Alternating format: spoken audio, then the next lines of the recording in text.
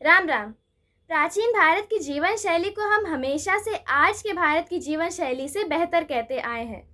पर ऐसा कैसे संभव है? आप यही सोच रहे हैं ना? क्योंकि आज के समय में तो हमारे पास एडवांस्ड गैजेट्स हैं जिन्होंने हमारी ज़िंदगी को बहुत आसान बना दिया है।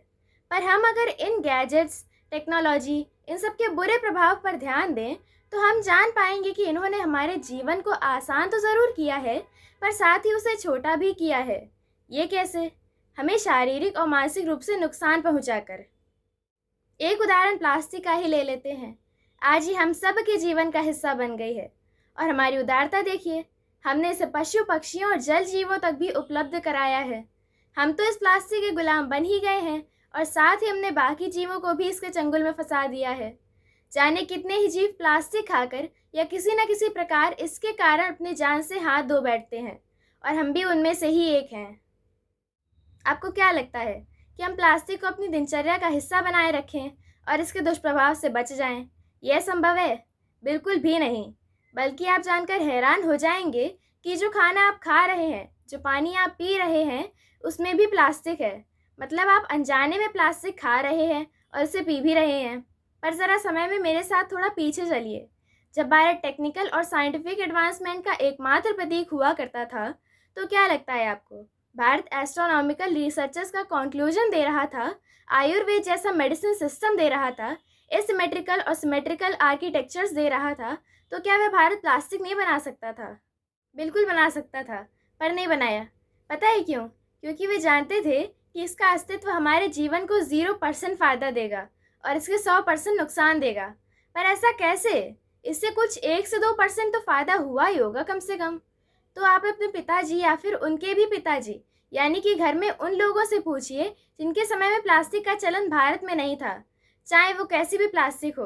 वो आपको बताएंगे कि बिना प्लास्टिक के भी ज़िंदगी बहुत आसानी से चल रही थी और सालों से चलती आई है भारत में। हमने बेवजह ही उसे अपनी ज़िंदगी में शामिल किया। अब आप ही देखिए, आप जितनी प्लास्टिक घर ला रहे हैं वो आप खुद ही खा रहे हैं, और इसके बाद कैंसर जैसी और भी कई खतरनाक बीमारियों का शिकार बन रहे हैं। पर अगर हमें प्लास्टिक की कोई ज़रूरत नहीं थी तो हमने इसे जीवन में शामिल क्यों किया? तो उसके पीछे का कारण है हमारा इन्फीरियॉरिटी कॉम्प्लेक्स, मतलब हमारी हीन भावना।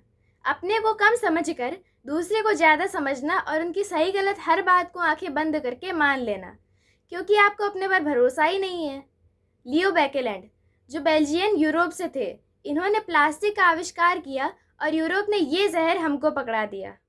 पर क्या मजबूरी थी जो हमने उन्हें साफ साफ ये नहीं कह दिया कि भारत और भारतीयों के इतने बुरे दिन नहीं आए कि हम जहर खरीद कर खाएं?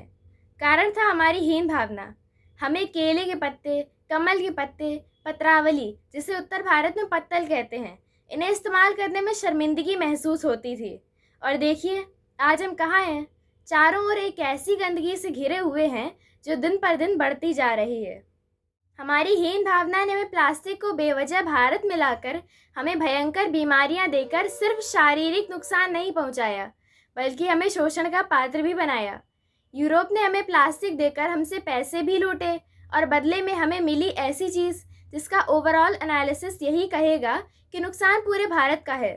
अगर हम और आप पैसे देकर जहर खरीद रहे हैं तो भारत का ही नुकसान है। अगर लोग स्वस्थ जीवन नहीं जी रहे हैं जिससे उनकी औसत उम्र छोटी हो रही है। हर रोज़ प्लास्टिक का 25 से 26 हज़ार टन का बोझ हम अपने प्यारे भारत पर लाद देते हैं। अभी देर नहीं हुई, हम आज ही इस प्लास्टिक से छुटकारा पाने की कोशिश करने लगें तो सब ठीक हो जाएगा।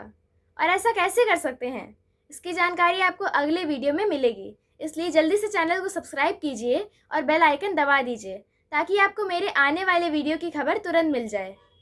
जय श्री राम।